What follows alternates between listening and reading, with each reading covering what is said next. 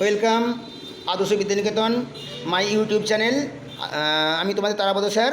তোমাদের অবশ্যই মনে আছে আমি যেগুলো তোমাদের প্রশ্নগুলো দিয়েছিলাম সেইগুলোই তোমাদের কোশ্চেনে এসেছে, অর্থাৎ আমাদের মক টেস্টের প্রশ্ন আর হচ্ছে তোমাদের এই পরীক্ষার প্রশ্ন হুবহু সমস্ত কিছু এসে গেছে।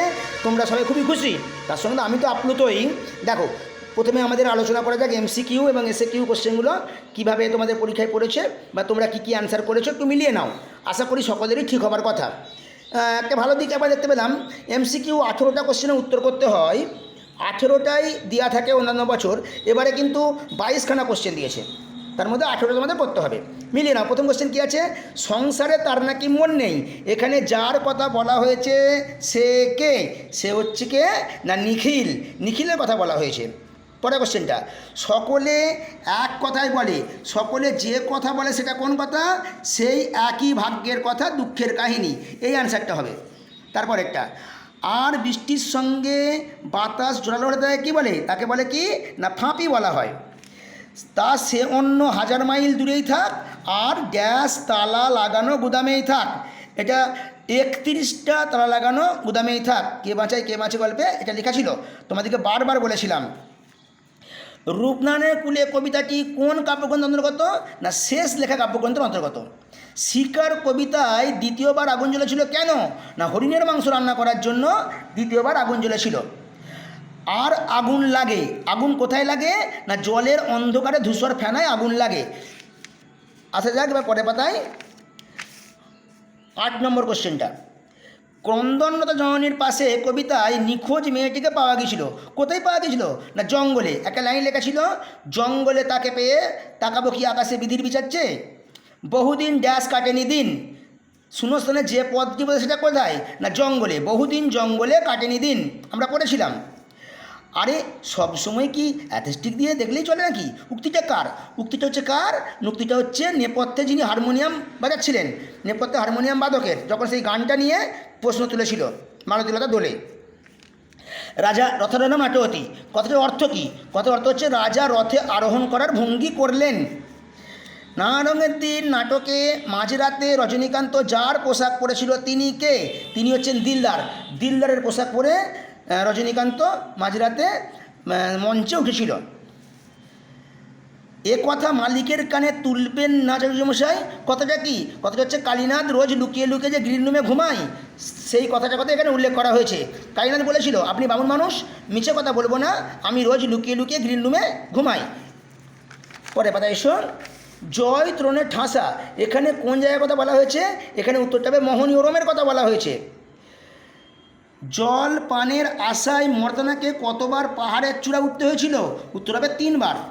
পরে কোশ্চেন, বাক্যের অব্যবহিত উপাদান বিশ্লেষণ কথা কে বলেছিলেন? না ফার্দিনান্দ দাস শ্বশুর। ওয়ালা প্রত্যয়টা হচ্ছে পরাধীন রূপমূল।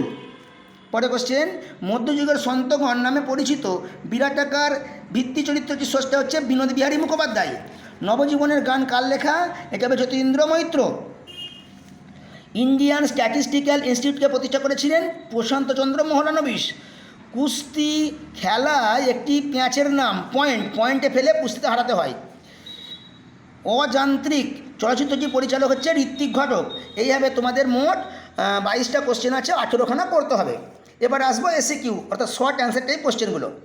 বুড়ো কর্তা মারা যাওয়ার পর বড় পিসিমা সেই মৃত্যুর জন্য কাকে দোষারোপ করেছিল?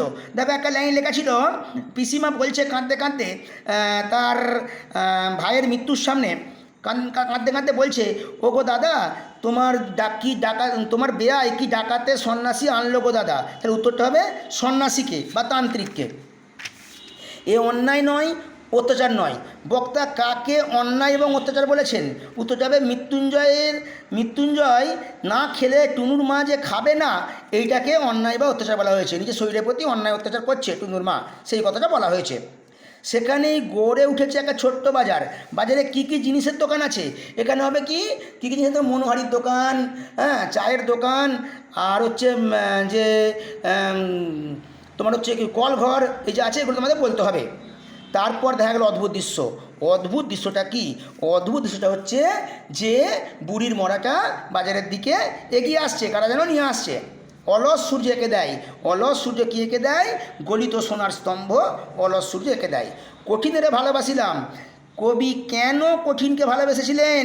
না, সত্য কঠিন কখনো বঞ্চনা করে না। একটা লাইন লেখা ছিল, কঠিন কখনো করে না বঞ্চনা, সে কখনো করে না বঞ্চনা, তাই কবি কঠিনকে ভালোবেসেছেন।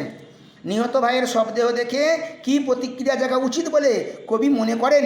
অর্থাৎ ক্রোধকে ক্রোধের কথা যেন উল্লেখ করতে হবে, উত্তরটা হবে ক্রোধ। নদীর জল মচকা ফুলের পাপড়ির মতো লাল হয়ে গেল কেন? না, গুলিবিদ্ধ হরিণের রক্তে, উত্তরটা হবে গুলিবিদ্ধ হরিণের রক্তে। এই রে পুলিশ আসছে, লাগলো ঝঞ্ঝাট। পুলিশ আসছিল কেন? না, ওই যে মিছিলটা আসছে, মিছিলটাকে স্তব্ধ করার জন্য খাদ্যের এবং অন্যের দাবিতে, অন্যের এবং বস্ত্রের দাবিতে, চাল চাই কাপড় চাই, এই যে খাদ্য এবং বস্ত্র এর দাবিতে যে মিছিল আসছে, সেই মিছিলকে স্তব্ধ করার জন্য পুলিশ আসছে। কাম অন কুইক, মোহাম্মদের কাজটা দাও। কে মোহাম্মদের ক্যাচ কখন দিয়েছিল? এখানে হচ্ছে কি, এখানে যখন মৃত্যুঞ্জয় তার দুঃখের কথা কালীনাথকে বলছিল, তখন ওই নাটকটার অভিনয় প্রসঙ্গে, যখন নাটক পুরনো দিনের কথা মানে আলোচনা করছিলেন, পুরনো দিনের আলোচনা করছিলেন রজনী, সেই রজনীর আলোচনা প্রসঙ্গে তখন রজনী বলেছিল যে কালীনাথ তুমি কি বলে মোহাম্মদের কাজটা দাও। তাকে সামনের পাথরটা তুলতে বললেন। পাথর তোলার পর কি দেখা গিয়েছিল? পাথর তোলার পর দেখা গিয়েছিল সেখানে জলের ফোয়ারা উঠে আসছে। ভাষা সৃষ্টি ও প্রয়োগে মস্তিষ্কের কোন গোলার্ধ বিশেষভাবে গ্রহণ করে? না, বাম গোলার্ধ। রূপতত্ত্বের ভিত্তি বলতে কী বোঝো? পদের যে অংশ কোনো নির্দিষ্ট প্রত্যয় বা উপসর্গের ভিত্তি হিসাবে কাজ করে তাকে রূপতত্ত্বের ভিত্তি বলা হয়। ধাতুর সঙ্গে যে প্রত্যয় বসে তার নাম কি? তাকে বলে কৃত প্রত্যয় বা ধাতু প্রত্যয়। এবারে তোমরা একটু মন দিয়ে শোনো, তোমাদের ওই এসএকিউ শর্ট অ্যান্সার টাইপ কোশ্চেনের 7 দাগের এবং 8 দাগের দুটো কোশ্চেন কিন্তু একই জায়গা থেকে দিয়ে দিয়েছে। উচ্চ মাধ্যমিকের নিয়ম হচ্ছে যে দুটো কোশ্চেন কখনোই একই জায়গা থেকে দেওয়া যাবে না, হয় বিভাগ নাটক থেকে এবং অথবা দিয়ে নানা রঙের দিন নাটক থেকে, অথবা না দিয়ে একবারে দুটো দাগ নাম্বারই দিয়ে দিয়েছে। এইটা যারা কাজ করবে তারাই কিন্তু নাম্বার পাবে। তাই সকলকে বলবো তোমরা এই ভিডিওটা সকলে শেয়ার করবে। এবার আসি বড় কোশ্চেনে। বড় কোশ্চেনে তোমরা একটু ভালো করে খেয়াল করে দেখো, মনে করে দেখো, তোমাদের যে আমি সাজেশান দিয়েছিলাম, বলে দিয়েছিলাম যে গদ্যের কোনো কিচ্ছু করার দরকার নেই, যদি ভাত গল্পটা ভালো করে করে যাও, ভাত গল্প থেকে কোশ্চেন আসবেই আসবে, আর কিচ্ছু করার দরকার নেই। দেখো তোমাদের সাজেশনের মধ্যে যা দিয়েছি সেই কোশ্চেনটা এসেছে। বাসিনী এনেছে, বাদাই থাকে অথচ ভাতের এতখানি অহিংকে। বাসিনীকে সে কাকে কী জন্য এনেছে? উক্তির উদ্দিষ্ট ব্যক্তির ভাতের আহিংকে এতখানি কেন? পুরো হুবহু মিলে গেছে। এটাও বলেছিলাম কবিতা থেকে 4টে কবিতা থাকলেও 5টা কবিতা থাকলেও তোমাদের কোনো কিছু করার দরকার নেই। যদি তোমরা ওই মহুয়ার দেশটা করে যাও, মহুয়ার দেশ থেকে কোশ্চেন 100% পড়বে। যথারীতি পড়েছে, তোমরা সকলেই খুশি, তোমরা সকলেই লিখেছো। মাঝে মাঝে শুনি বক্তাকে, তিনি কি শুনতে পান? তিনি যা শুনতে পান তার মনে কি প্রতিক্রিয়া ফেলে। এবার আসি নানা রঙের দিন আর হচ্ছে বিভাগ। দেখো বিভাগ নানা রঙের দিনে তোমাদের যা করানো হয়েছে সেই দুটো কোশ্চেনই তোমাদের পড়েছে, অর্থাৎ তোমরা প্রত্যেকেই খুশি হয়েছো।